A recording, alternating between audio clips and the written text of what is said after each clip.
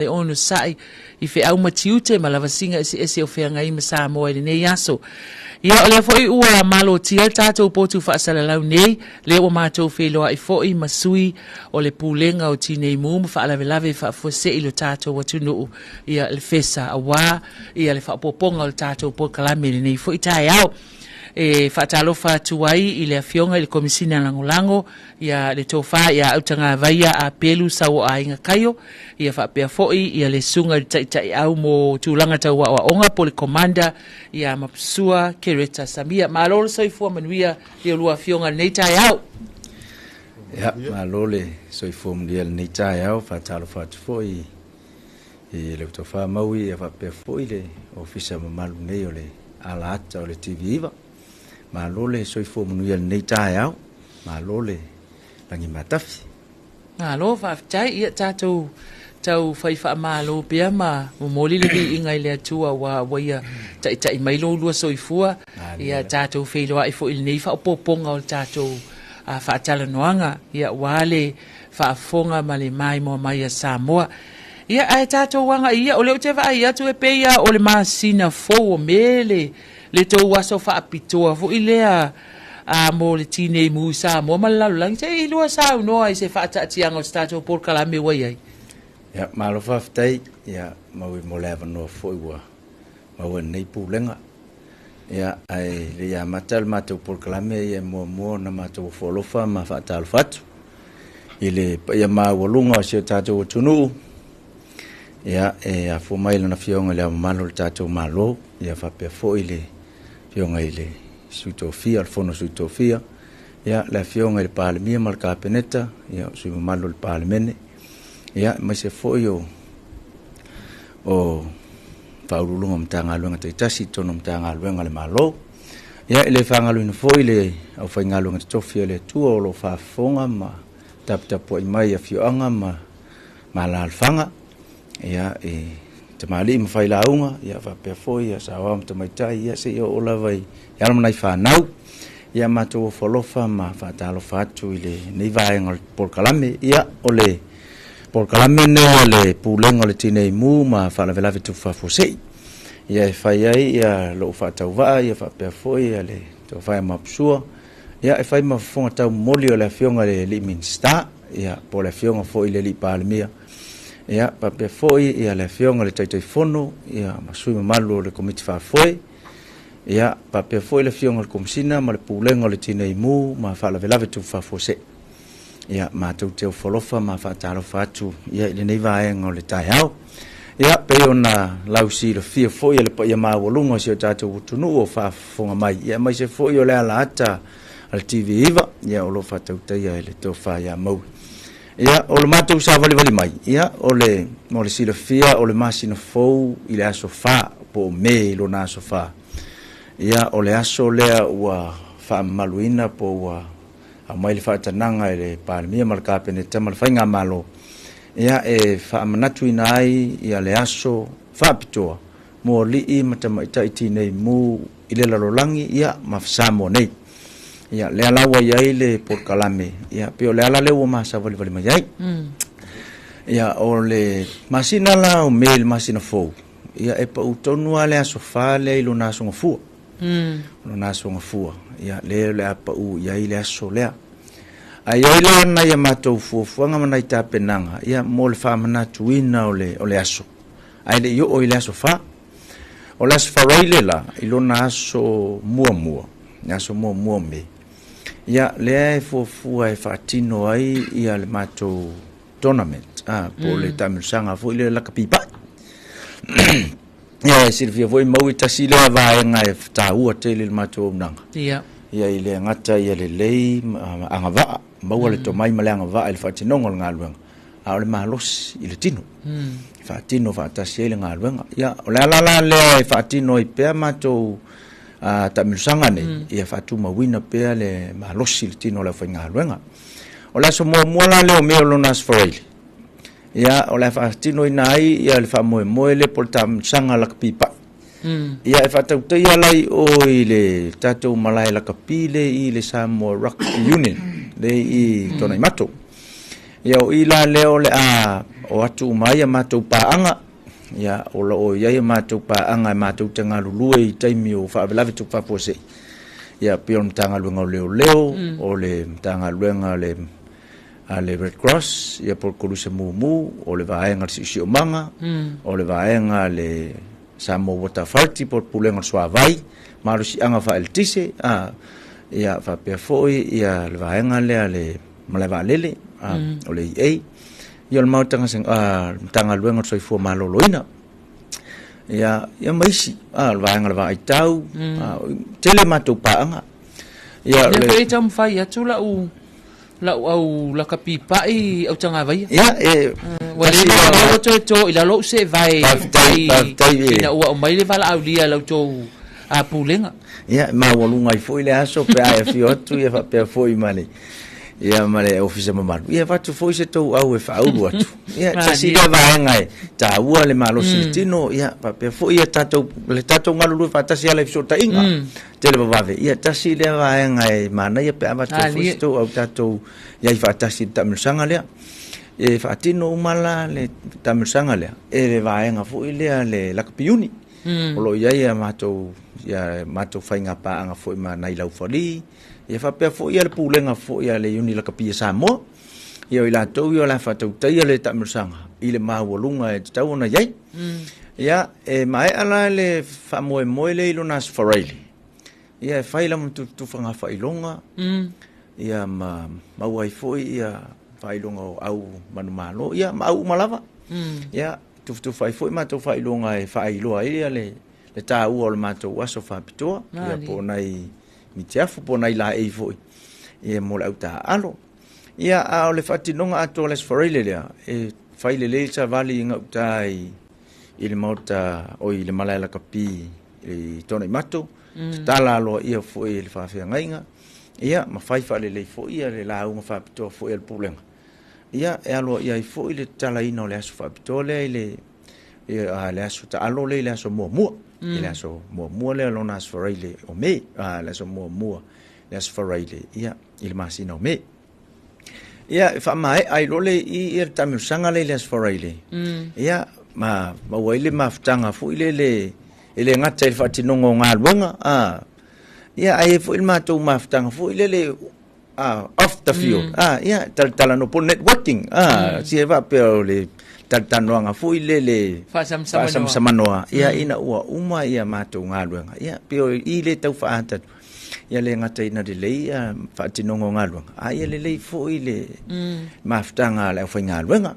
so tau au ia e o ala tai mi fa tinongo ngaluenga ia le ia le fa tasi ale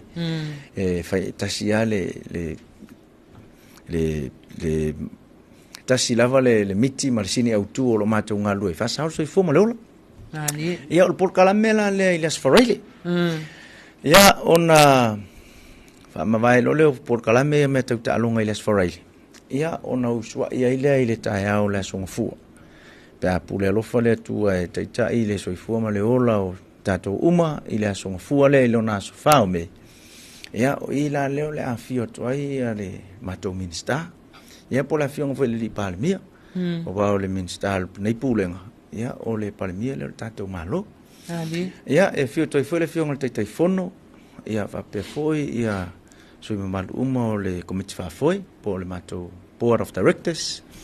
ia mai se foi o fa ulunga mtanga luenga ia o fai le mato fai nga lotu I le mato officer ia pia fire station le pia ia ole a fai el mato fai nga lotu fa pitoa ia alo ia I man tu ai foi ia le aso fa pitoa li ima tama itaiti nei musa mo malollang ole sirfia mau yo le tausanga nei ato el fulu iva tausanga talu na tuto tasi le mtanga luenga ia mo le luafe malfitu mapso ia luafe malfitu sa separate pe ave ese mai ai loa le pulenga o tinei mu ia mai mtanga luenga leo ia wa soya sanga lu fantasi le pulenga o tinei mu male mtanga luenga leo ai lalo umala o le komsina leo ia ina luaf malfitu wa fa tu pula ia fo ia awona ia ona va vai lo le ia le lau tuto atasi mai ai lava le pulenga se ia o mai le tausanga le nei le ua lua felu ono sulu iva tausanga ia o le tausanga faula ia pe a pule lofa le i e taita ia tu lo soifua ma lo to soifua ia ma le ola vai vai fo nei pulenga ia a to ia le lua sfu tausanga talo on tuto atasi le pulenga le nei ma fa bla tu fa se ia o le pere fu fanga na le ia ia o le tausanga la nei ia le fa manatu ia a fai ai tatou au lia atu na tausanga i le alofo le tua ia lona winga le a tele se fofuanga foi le afa manatu i tausanga fo ia pe o tonga le o le matou por kalame o le aso fa pitua pe ona fa siringia foi e to fa mau ia fa pe foi le ala ata le TV iva na lo fa tai ia wa mali e foi lava le fa longo atu i lau to pa tanga vai ia le tūlanga fo i leo le whaatatianga o le tātou po kalame mō le aso tā ua ia po se aso whaapitoa fo i mō lau tō pūlenga me se le au nanga li i mata mai tai o le pūlenga o le tine i mō e fisoa soani matau tua ai i lo tātou watunu ia wa utoi mana tua i wale vanga uwa ai aku o whai ko le nginga le au touch o le ala ana ofisiri po o whea ave iai e whailoa mai o le avatu i lau tō ta miosanga le whai ia o le la wa nga nei tai au o le ufa manatu mai lau to fa tanga vai ia o pe ia le la wa lu toi au mai o se vai koleni ia mo wa lu toi fa i la u ta mo e vo ile o le va na ngalo ia ya pak ya so ai ma lo fa tai ia i tato se e mai la le tu langa o lau to au nanga ile nei taimi ia to ta vale vo ile ave inga se ngase wa le tele lava vo yo taimi ia fiafi pe ama na vatu matou fe taui male ta vale le ambulance la e mailo na sai linia ai mai se lava le ambulance la to pulenga ia manisi lava o tatou tautua mapsua ia faina e sau no le vaenga le ai mai se o tatou wiva tastas le o nanga umale la to pulenga e tautua il tatou atunu ia fa taila o fionga lo tule foi nei tai au fa tautangina o tato por kalambe ia manatu le o te lenga o se fa moe o pulenga ia inisi fo i o por kalambe o loma nei ma fotua i mai ia le ua saunloa ma manino ia ila fionga komsina langolango ia utanga vaia ia po o fionga fo ia le ala pule ia le ua fofola kuaile kulanga fo i o le kapenga ngal pulenga ia ai tu sai fo i mal tu langa o leua silingi ai ma fia mawai se fa mala maanga ia ile vaenga e lua o le tu la fono ale pulenga tine mum fa blave tu fa fo se ilona fa foi upu fa ia o lo ia ina ia tu langa ngarwenga fa tino ia po na fa tino fo ia pulenga i so se tu po so se au nanga o lo ia tonu fo ia le au nanga ta vale ave ma ia pe ona fisilingi e la fionga tu langa ile au nanga le o ta vale ave mai ia o le ai a fio atu le fionga ia tanga vai o ia tonu le o lo ngafa male fa tautaina male va ai fo o le va enga o tanto pulenga ia ai o sautaliatu o se au nanga e fa tupula ia ele ngata i le mo mia o mea whainga ruenga wha ono po nei pe o atu nui whafu. Ia ele ngata fo ile o le a o tauina ia ma le awina atu o le au whainga ruenga ia o nga i atu nui whafu. Ina ia mawhai o na maua to mai manga waa. Ia o to mai whaasili ia ina ia mawhai o na o ngatasi le lawe lau ma le tuu lau. Ia i tūlanga fo o to mai masila fia o loo whaatino ai ngā ruenga atu nui whafu. Ia matatou tangata o loo whaatauta ia tūlanga i ta wale ave ma. E whaapinea sa u whaamtalanga o no tūlanga o ia ile to mai malisi fia aso ia lau fionga ile fonga le tato por kalame.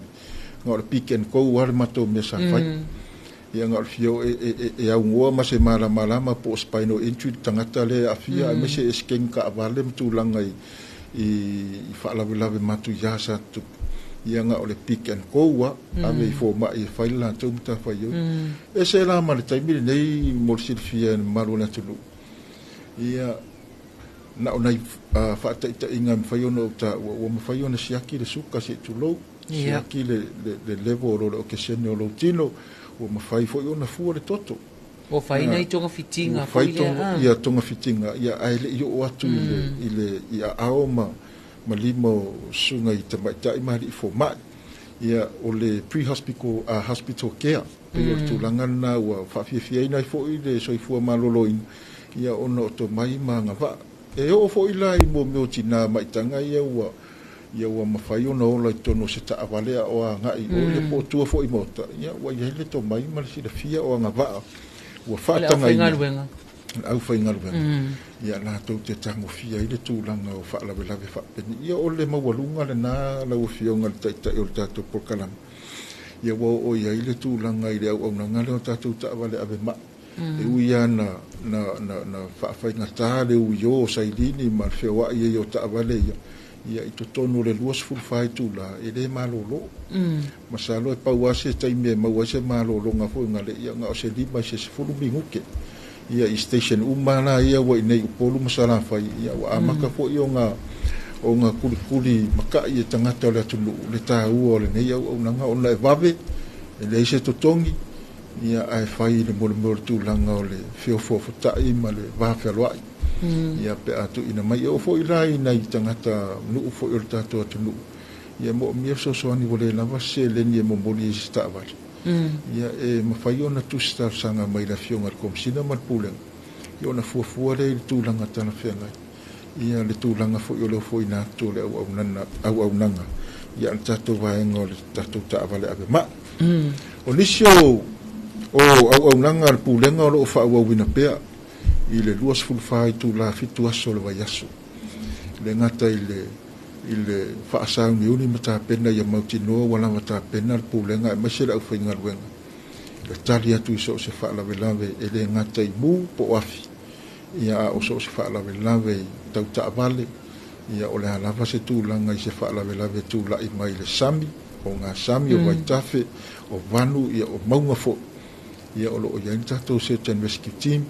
e operate le luas fulfai tūla e le malolo ina ia mautinoa le saunga le muma whaasauina o se soifua ia mai se fo'i o mea tō tino le tātou mālo ia mana atunu ina ia mawhai ona wawe ona o tu ia i le ngaruenga la vea o le si tūlanga lau o fionga taitai o le pokalami ia o la generator mātou corporate service ia tūlanga le whaatupeina ia o mea mai au ia i le au nanga i le ngata fo'i lea o lo whaawawina ia tātou community awareness training o lo fa tautai e le vaenga o saunga le bu ia po le fire safety fo ia o le dua masina talua ia le ai fai manga i savai i nu i tua e fa so polia i tūlanga i to mai ma silafia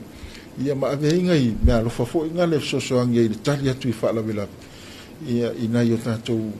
nu mafio anga o lo o nu i salafai nu i tua ma se fo i nei sa felafo ia na o le si vai aso salafai o le si vai aso ia tau tainga o ngai nei polu ia o taimi fo nei mo silfia o laua o le fai nei o vai aso le mato basic near recruit laua amatalia for 10 weeks ia o laua mai artu langa o le firefighting foundation basic foundation ia laua o mato i mea kau tactical skills ia o amaka unga whakangofi ia ngai kamaiki maia ia mai sele anga i mai lunga o ngofuanga maua lunga ilano ia marfaki ngoinga o ngaruenga la vea i mo tangata o loo afia ilano i nofuanga maua lalo ia mai se fui o ta vale maso se tūlanga lava lunga o sami marfunga ele ia o tūlanga fo ia o onga ia ma training al pulenga o loo fatino i lau fai ngaruenga i aso faiso ia o la fo i ua fai tato hazmat trainings tūlanga i tango fia o vaila au ona ia le ngata i leo sua uma penisini matulanga fa pena ia wai hai fo i e wa avea ma technicians specialist ia i tūlanga o le fa fo i no le fa lave ma wa mata fo o na o tau wina i lau fai ngaruenga ia o le aero lomba nei le si fo i soani mai Australia ia o le aia nga ia kua inisi o le pulenga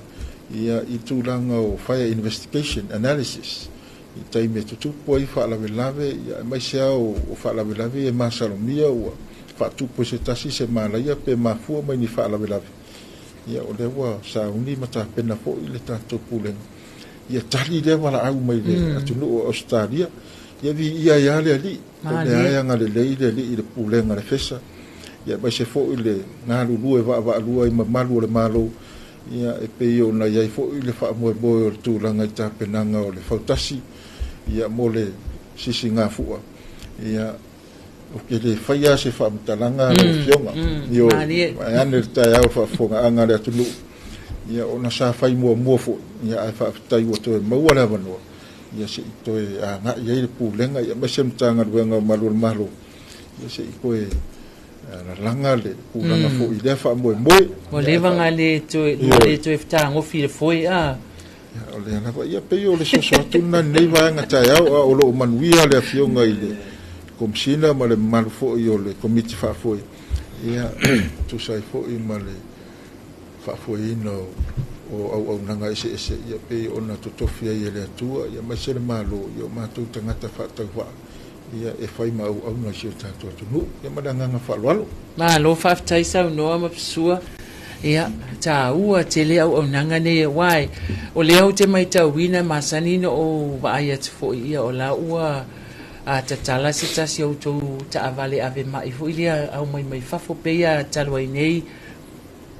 le nei fo isi au to ta avale fo ia lo no winga o matuasi tia lava le tulanga o le au nanga ai mia io ta avale ave ngase ai mai se fo ila le au fainga luenga pe ona e sa no ma psua ia ile tulanga o le lava ta pena o la ua ia le au fainga luenga la to te faia siaki mua so se ngase ai le au ina tu tatu fal mai tele i me to tua mo le sila fia male fa fo mai tatu tu no se e sa no o le ai fa au tatu au nanga fo ile lo su fai tu la le ale tatu telefoni fo ile vala au tu ai mo fa la ve le vetastas ya malo fa ftai ya sa lo lewa sa no foi ma foi pole so el comentai fa la wiloni si ma to nanga lo fa tino ya sa o leile sa no o le termine ya e o foi lan ma to waso fa pito le o le fa nga solo ya ele o fa ina i fu le o nanga o lo le o nanga ya ale ivata stasi ya ma o nanga ya o foi natu luas full fight tu la fitu asol va yeso ya yo ali si va nga fa manatu mo fa tino si va nga fa la bilo ala o fa nga lo nga lu ai so se taimi le aso ia tasina va nga lo ave ele fa mafa al mato pulenga o le tulanga ele so ta inga wa al mato teltununga o le taimi o fa la tu fa fo se o al mato fo ile ia masani o mato va ai so se fa lave a e tupu ai mato talia tu ai le leve so ta inga e tau nu ai se tau nu ngale fa ingo fie fo i nga luenga la vea i le soifua ma le ola me totino so la vea ina fo soifua la fa nga luenga ai fai le so ta inga ia e o se tulanga fa ntatele ia tamin nei ia il tato tunu ia o tof telefoni u ma tangata ai pawale talo al pule ia fa ngat taule tato numero le au le iba testas e boy ni so te mi fa mo ne talo mai tamati talo mai tamati wal tele por kala me fa la wilo le alu tu io o tonu a onga le anga i tu le io tonu no ma fio anga o tanga lu ngal malo ba ni fa la popito ia ona numero le verifu ia tele talo mai tamati si tembi ai taua tele tato leina le fa avano pe ia ona ia al taimi mo mia i pole lua le vaveao tolu le vaveao le lava le taimi le aso o le aso sa po le aso nai po aso malolo so se taimi te vala mai tali tu lava le fa ngalo ngal ia e au foi nei fa ngalo ina le tato tunu ele na o tonu tal fa tai nei ia pia le ngata il tato nanga o le atu nu atu o le ua fa so polial tato au nanga i sala fai o no utua ia pe on to sila le ua la fo ua fa tele ma to ofisa i faleolo ia i le fo i tu atu le tunu le atu ana ia ono le tau ma fo ile le anga ia to le o au nanga taliatu ia o lo ia fo ila fu fuanga mo o nisi foi o matu ofisa i sala fai ia fa pe foi a no tua nei sa fata ale pata mala tu fale alili ia fa pe foi la no ma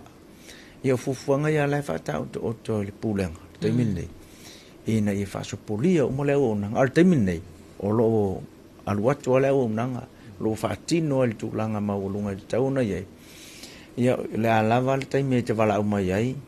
ai te vala o mai te mo miele so soani tu langa le ngasi ia vala o mai le vatastas ia taliatu ai vala o mai tu langa vo ile le wa faina ia mauta malao le mala ia le mu taliatu le vatastas po sa va ia po kua po fe lava ke vidi mali vakaskas e fai ngofi ai fai ngofi fo nta to so ta io e vola me fa wa changa va io e fetela ni chaya ile si tu langa fo ile ai ile tato watu no ile ai tele tu lo fesili al telefoni ile iva tasi o solo leita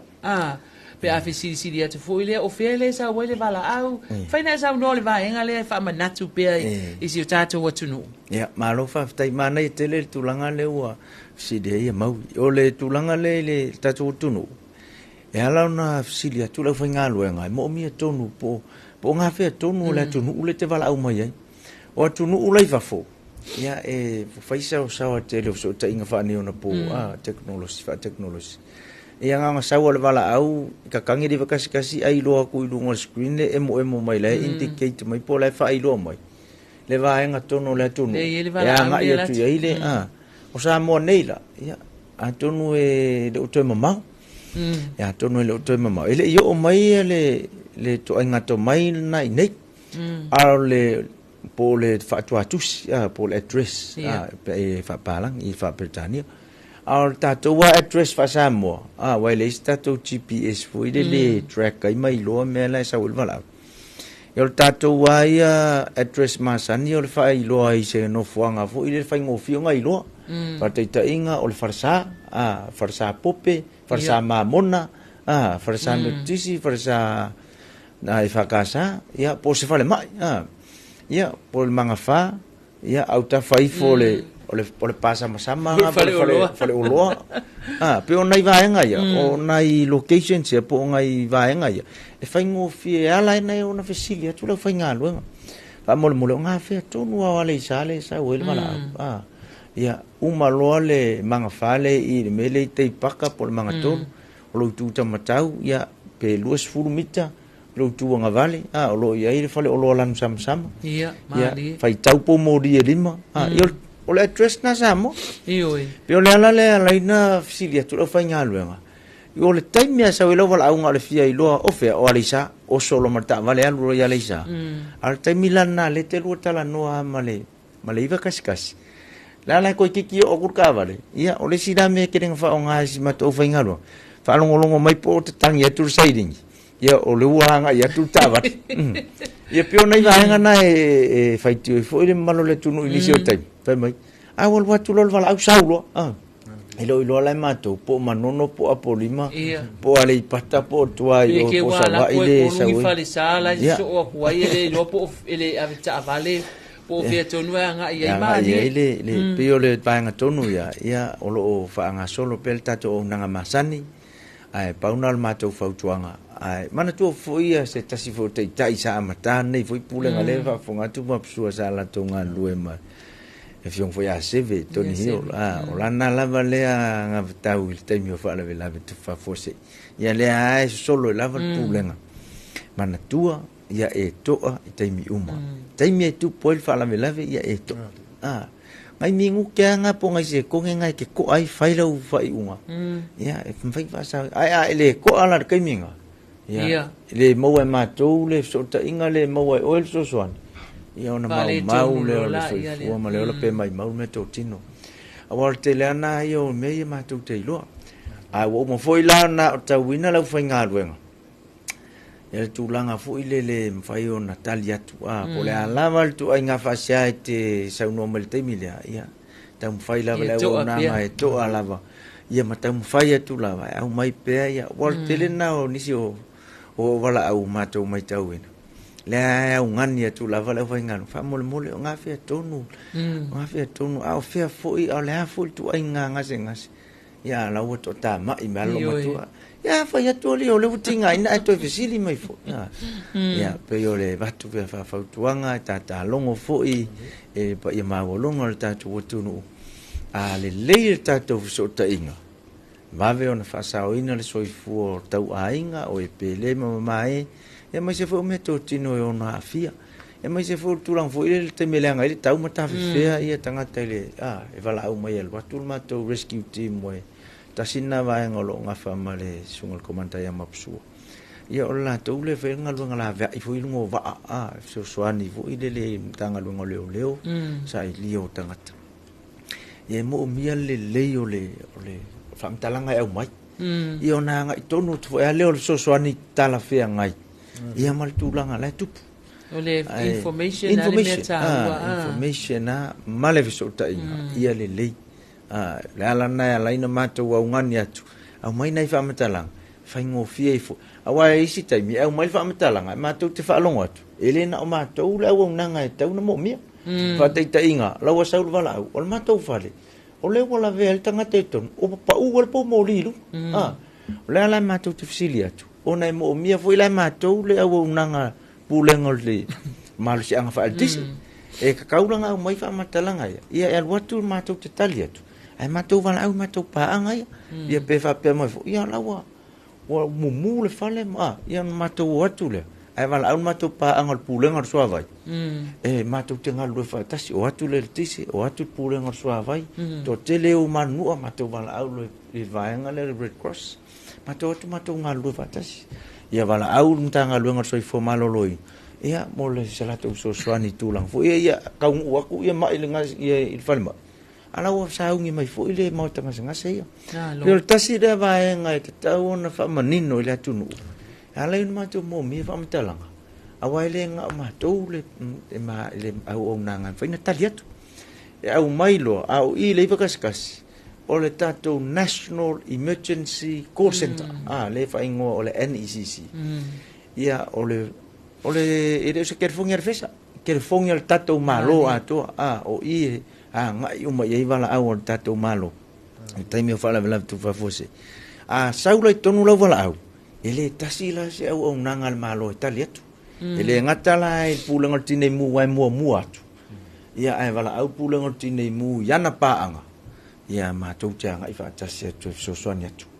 ia pe ole ala le o to fa fonga mai le o tau tal atu ia mafuanga ia la iona le leil so tainga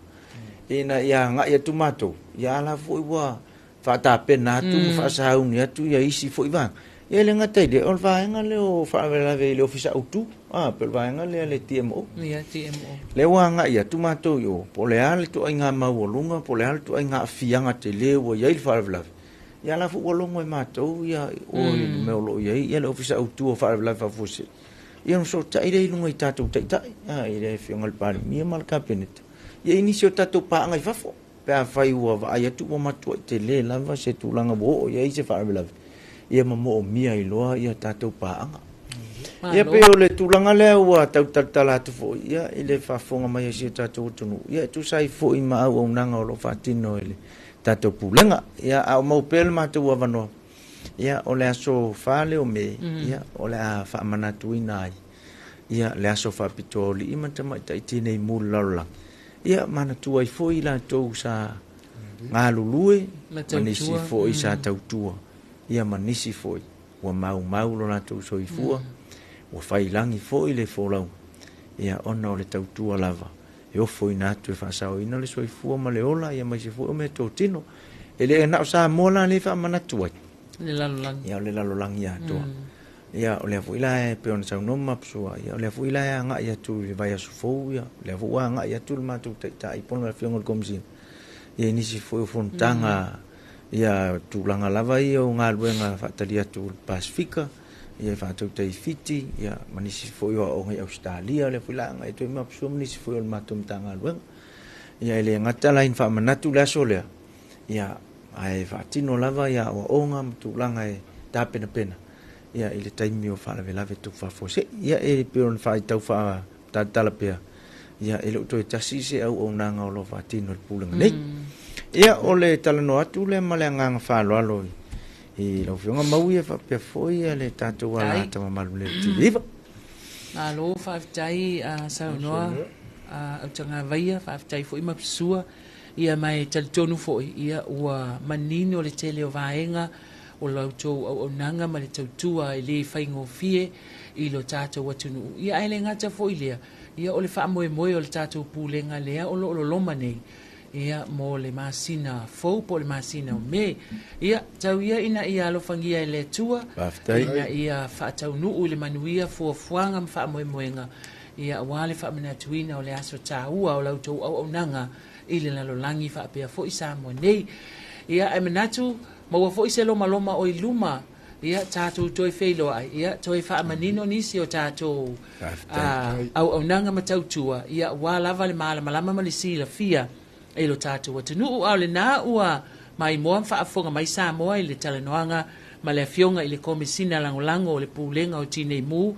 ia au tagavaia apelu sau aiga kaio faapea foʻi ma le susuga i le komanda ia mapusua kereta samia ia mai le pulega le fesa i lenei taeao ia ua le faamalamalamaina o le auaunaga ma le tautua i le mamalu o lo tatou atunuu tatou toe feiloaʻi se taimi o i luma ae mo le taimi nei manuteleina lenei aso Samoa fasoifua ia